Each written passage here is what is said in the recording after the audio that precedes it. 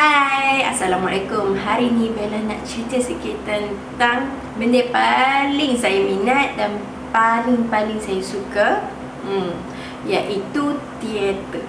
Siapa yang pernah cuba untuk mencari makna teater tu, sejarah teater, dari mana dia datang? Kat sini Bella nak share sikit, nak bagi tahu cerita kat hangpa semua tentang dari sejarah, elemen dan jawatan yang ada di belakang tabir dan juga di atas pentas. Jom kita mulakan dengan sejarah dulu. Okey, sejarah teater ni, apa maksud perkataan teater tu adalah tempat duduk penonton teater. Yang tu daripada perkataan Yunani purba yang dipanggil teateron. Okey, tempat, ingat yang tu adalah nama tu adalah daripada tempat penonton tersebut. Teater ni juga yang dahulunya dia terkenal daripada Mesir, Yunani, India, yang dipercayai negara yang terawal bermulanya sejarah teater di dunia. Kemunculan itu berkaitan rapat dengan struktur kehidupan masyarakat setempat negara terbabit. Contohnya India, dia banyak mengisahkan tentang Mahabharata, kisah dia.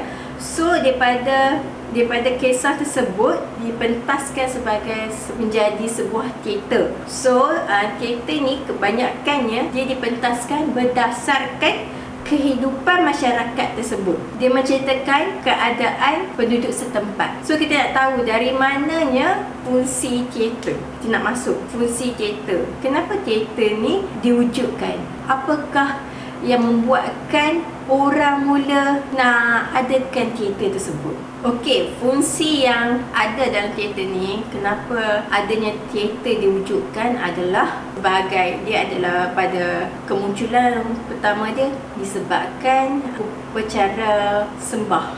Kalau kita tahu pada zaman dahulu, mereka percaya, mereka beragama tentang berhala ataupun mereka sembah berhala. Mereka membuat satu pencarian besar-besaran bersama masyarakat setempat. Jadi benda tu mewujudkan satu upacara yang besar. Pada ketika itulah terwujudnya teater pada masyarakat tersebut. Seperti Rom, kalau kita tahu, mereka menyembah dewa-dewi. Yang sebagai contoh adalah tempat mereka, tanaman-tanaman, hasil tanaman-tanaman mereka tu menjadi subur, kan? Mereka akan membuat satu upacara menyembah dewi kesuburan, agar tempat mereka semua tu menjadi subur lah dengan hasil tanaman yang mereka ada, dan mereka percaya menjadi lebih baik lah daripada sebelum ni. Kenapa teater tu diwujudkan? Seterusnya adalah tentang hiburan. Pada zaman dulu kita tahu tak ada gadget, tak ada digital apa semua tu, tak ada. Benda barang hiburan tu tiada. Jadi mereka mewujudkan, mereka membuat satu naskah dan pentaskan untuk menghiburkan masyarakat yang ada pada ketika itu. Okey, seterusnya mereka ingin menyampaikan satu info ataupun satu pendidikan bagi masyarakat. Mereka nak masyarakat memahami ilmu-ilmu yang mereka sampaikan melalui secara pementasan teater. Seterusnya kita masuk pada ekspresi. Ekspresi ni, kita pun dah tahu apa maksud ekspresi tu adalah tentang mengekspreskan. Kita nak bagi orang rasa apa yang kita rasa. Okey, pada zaman dahulu, andai kata berlakon satu malapetaka atau di satu-satu tempat tu, jadi masyarakat tu menjadi perasaannya macam sedih. Jadi mereka ingin menyampaikan ekspresi mereka melalui pementasan teater. Masyarakat yang lain juga dapat merasakan perasaan yang sama. 4 fungsi dia: hiburan, pendidikan, upacara dan juga ekspresi. Kita dah faham fungsi dia, sekarang kita nak masuk. Okey, jenis-jenis teater yang ada adalah teater boneka. Mesti jarang kita dengar, kan? Apa itu teater boneka? Bagi ada setengah, saya rasa mesti tak pernah dengar pun. Ada teater boneka. Teater boneka ni, kalau sewaktu anda kecil, anda pernah main puppet. Ingat tak puppet? Yang cakap macam tu, kan? Kita ada dulu kecil-kecil, ataupun kita main robot, kan? Main lagu-lagu tu, kan? Itu adalah salah satu contoh kecil yang menunjukkan teater boneka. Tapi dari profesionalnya, teater boneka ini kita menceritakan menggunakan bahan medium boneka tu sendiri. Kemudian kita membuat satu naskah jalan cerita menggunakan boneka. Itulah yang dibawa maksud teater boneka. Kedua adalah teater dramatik. Bila kita sebut dramatik tu, kita tahu kan maksud drama tu apa dia, melebih-lebih. Okey, andai kata dalam satu naskah tu perlunya ada satu watak atau karakter tu kena ada menonjol. Perwatakan tersebut perlulah menjadi, orang cakap, melebih-lebih. Dia kena dramatik aksi dia cakap. Itu yang membawa maksud teater dramatik. Teater gerak. Teater gerak ni bagi saya adalah satu teater yang kesungguhan dia dalam mementaskan teater tersebut. Kenapa saya cakap macam tu? Teater ni dia memerlukan pergerakan yang orang cakap besar, kan? Besar. Supaya orang faham dan orang nampak apa yang kita ingin sampaikan dalam teater tersebut. Saya nak bagi satu situasi yang saya sedang minum air, tapi saya tidak memerlukan props cawan dan juga air. Saya perlu melakukan gerakan agar penonton faham gerakan itu adalah seperti minum air. Selain pada itu, bukan sekadar gerakan yang halus. Dia tak adalah terus menunjukkan itu, kita tahu itu minum. Lebih macam contoh, ini minum dan macam tu. Dia tidak terlalu macam real lah pun boleh. Macam tu. Lagi satu, macam andai kata mood kita nak sampaikan sedih kan. Teater gerak ni dia susahnya bila mood sedih itu kita nak sampaikan kepada penonton, dia lebih sukar kerana dia adalah gerak kan, macam memberi sukaran kepada pelakon untuk sampaikan. Selain pada itu, kita ada teatrikalisasi puisi yang membawa maksud teater ni dia perlu berkaitan dengan puisi lah. Kita nama pun dah benda tu kan, so dia perlu berkaitan dengan medium puisi. Contohnya saya dapat satu karya puisi. Puisi itu perlu dibacakan, kemudian perlu membuat satu pementasan dengan bersama-sama puisi tersebut. Dia untuk bagi menyampaikan kepada penonton untuk faham melalui apa yang kita lihat dan apa yang kita dengar dari puisi tersebut. Itulah yang membawa maksud teatrikalisasi puisi. Dan seterusnya, teater musikal. Saya yakin ramai yang pernah dengar teater musikal kan? Dan ramai yang sangat berminat dengan teater musikal, termasuk saya sendiri. Ini kerana teater musikal kita jarang merasa bosan dan juga membuat kita mengantuk. Okey, bukan saya bermaksud teater-teater lain tu bosan dan mengantuk. Sebab setengah-setengah orang dia lebih suka kepada teater-teater yang lain yang seperti saya sebut ni. Jadi ada yang lain susah untuk fahami teater-teater yang mendalam makna dia. Jadi bagi teater musikal ni dia banyak hiburan sebab dia menyanyi, dia memainkan muzik. Orang susah untuk merasa bosan dan juga mengantuk. Teater musikal ni mestilah nama pun musical. Kita mestilah bermain dengan muzik, dialog. Dalam teater tersebut perlunya dimainkan muzik yang seiring dengan jalan cerita dalam naskah tersebut. Selain daripada teater-teater saya sebut, ini adalah satu teater yang pastinya setiap negara memiliki teater tradisional. Ya, kita nak masuk tentang seni teater tradisional, kisah tradisi pada zaman dahulu. Okey, sebagai contoh di Malaysia, kita ada Mak Yong dan juga Mat Mulung. Mak Yong dan Mat Mulung ni adalah salah satu teater tradisional yang masih kita jaga dan masih kita mainkan dan pentaskan di Malaysia.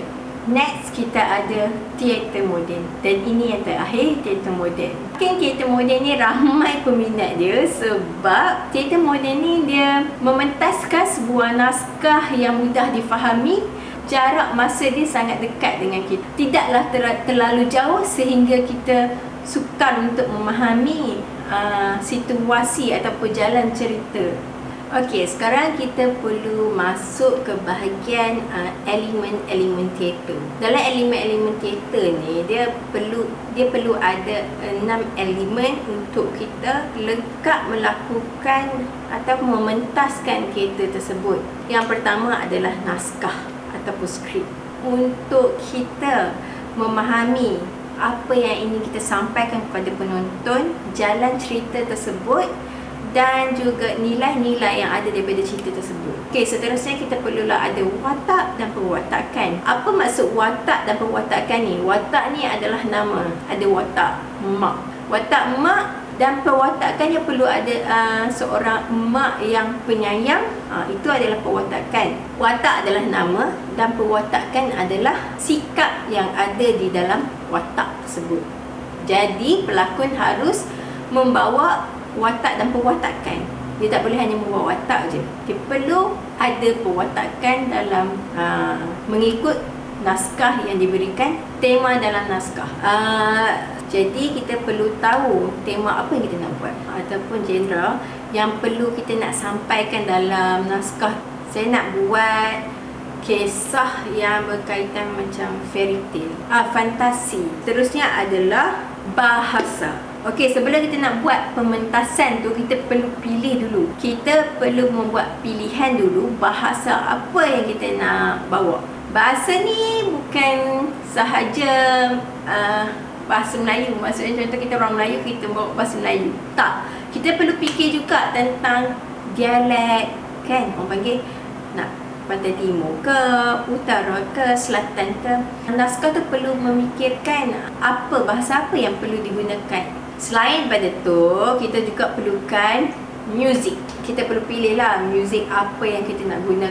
Dan yang terakhir, ini adalah satu perkara yang sangat penting dalam pementasan kita agar penonton dapat mengingatkan atas naskah tersebut, iaitu kekaguman. Setiap naskah perlulah kita sediakan kekaguman itu sendiri.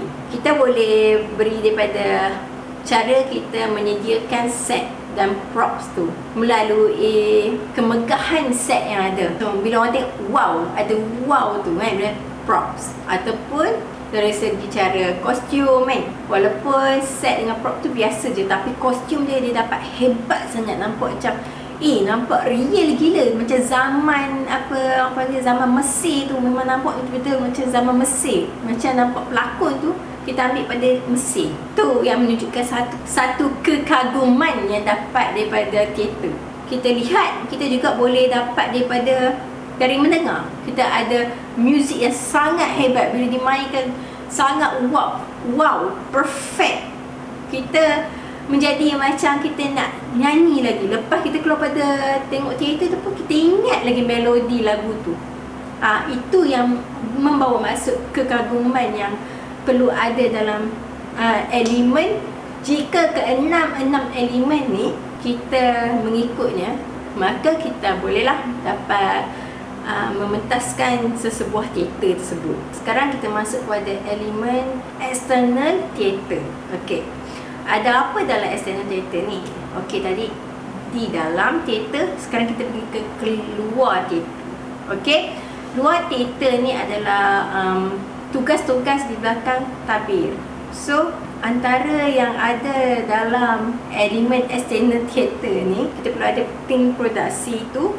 Di dalam tim tersebut, kita kena ada orang yang dapat melakukan bahagian-bahagian teknikal, menjalankan tugas, program dan juga fasiliti. Selain daripada tu, kita juga ada pengarah.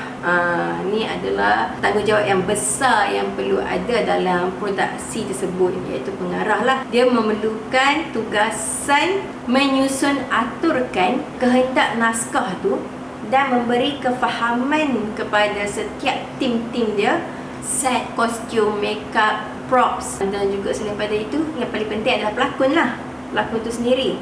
Jadi pengarah ni lah yang perlu melakukan tugasan tersebut. Okey, Selain daripada itu, kita juga ada stage manager ni adalah pengurus pentas. Pengurus pentas ni lah yang bergabung dengan pengarah. Setelah pengarah telah explainkan kehendak naskah ataupun cara untuk pementasan itu berlangsung, tugas tersebut separuh daripadanya diambil oleh pengurus pentas. Jadi pengarah boleh fokus terhadap lakonan dan juga idea-idea yang daripada naskah tersebut. Pengurus pentas ni dia perlu mengurus set, dia perlu mengurus technical, sounds dan juga pelakon tu sendiri. Boleh dikatakan tugas SM ni ataupun stage manager ni bukanlah mudah sebab dia nak berurusan dengan ramai orang. Sebagai contoh, saya berikan pengurus pentas ini yang perlu mengambil cantik kostum apa yang perlu dipakaikan pada babak tersebut, line apa yang disebutkan, dilontarkan pada babak tersebut. Semua itu pengurus pentas itu perlu jalankan tugasnya. Designer. Okey, designer ni kita ada macam-macam.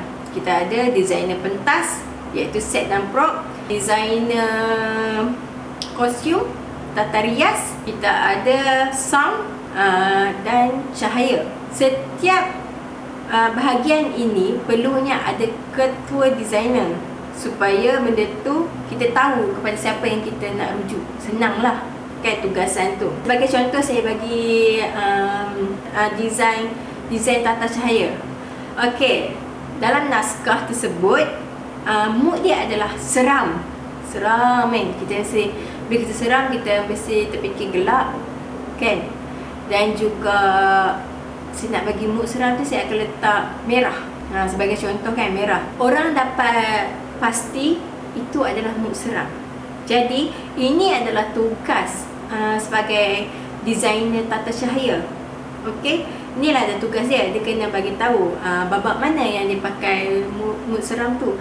Kemudian mereka akan buat satu set dah. Okey, dialog ni, maka keluarlah jadi gelap dan keluarlah lampu merah. Lampu-lampu tersebutlah akan diset. Kru ini adalah sangat-sangat penting. Bagi saya sangat penting. Tanpa ada orang di bawah, tak bergerak kerja yang kita rancangkan. Okey, itu bagi saya kru ni sangat penting. Dia membantu tugas-tugas tersebut dilaksanakan dengan baiklah. Untuk kita mudah fahami, kru ni macam orang yang tukang membuat set. Runner dia perlu produksi, memerlukan gaffer. Runner ni lah, kru ni lah kan, yang perlu pergi ke kedai beli dan adakan balik, perlu ada dalam produksi tu. Itulah kru, tugas kru. Jadi kita pergi kepada jenis-jenis panggung. Kita ada 4 jenis panggung teater, tapi antaranya yang popular 3 je. Proscenium teater ni, ni memang selalu ada kat mana-mana. Dekat sekolah pun ada. Macam kalau kita tahu dewan sekolah kan, dia hanya ada pentas dan juga tempat duduk penonton. Itu adalah proscenium teater. Selain daripada tu, kita ada arena teater. Pentas ni hanya di tengah-tengah. Keliling adalah penonton. Jadi laluan keluar masuk pelakon sahaja. Seterusnya, trust stage. Dia lebih kurang sahaja macam proscenium teater tu. Cuma dia ada tempat duduk kiri dan kanan teater. Korang please komen kat bawah, bagi tahu cerita apa yang boleh saya sampaikan. Yang apa nak sangat aku naklah Bella cerita. Tolong komen kat bawah, bagi tahu kata Bella tolong cerita ni. Okey, itu saja dari saya. Bella nak cerita. Bye.